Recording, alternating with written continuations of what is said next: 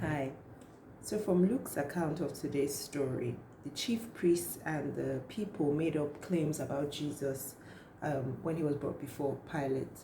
They even lied that he was refusing to pay taxes, and I guess this was a way to get Pilate's attention, because if he was the Roman part of the Roman oppressive government who wanted taxes, hearing anything that related to that would probably get his attention. Now Pilate wasn't quite sure what to do with Jesus at first, from Luke's account, and he was sent to Herod Antipas.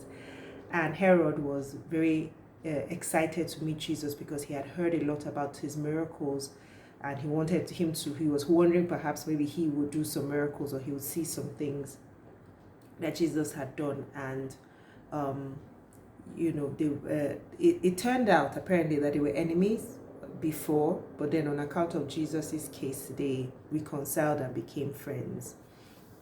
Now, what noting is that the chief priests and the people handed Jesus over to the Romans because they could exact the death sentence, because the Jews couldn't. It wasn't part of their laws. Their laws didn't allow them to do that.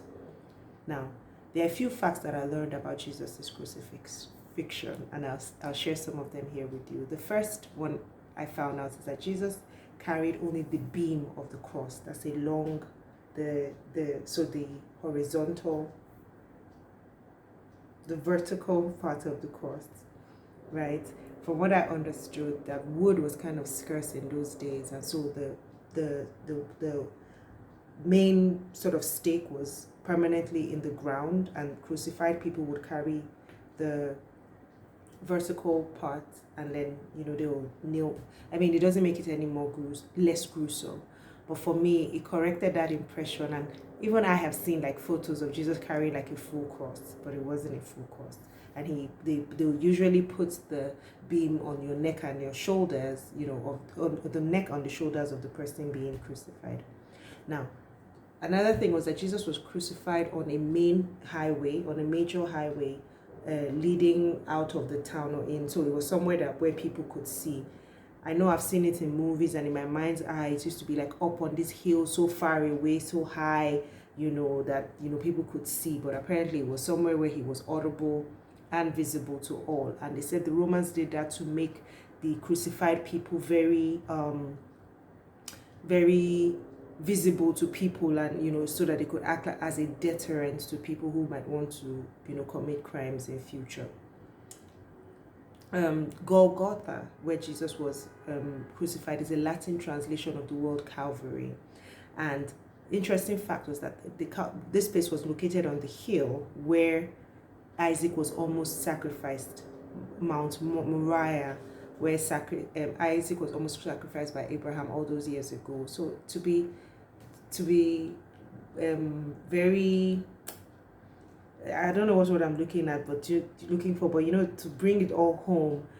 Remember, Isaac's almost sacrificed, and God stopped Abraham and provided a lamb.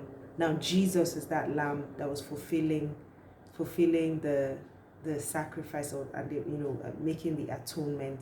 I mean, I've said it before, there's so many amazing things that happened, and they're very mysterious as well, but we know that they all were part of God's plan. And maybe one day we'll all get a full explanation of, or see a full picture of how things fit together.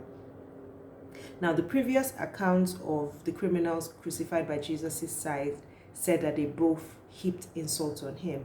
But Luke let us know that one of them actually believed in Jesus and received a last minute, or repented in the last minute and got saved, and Jesus told him that he would spend paradise with him.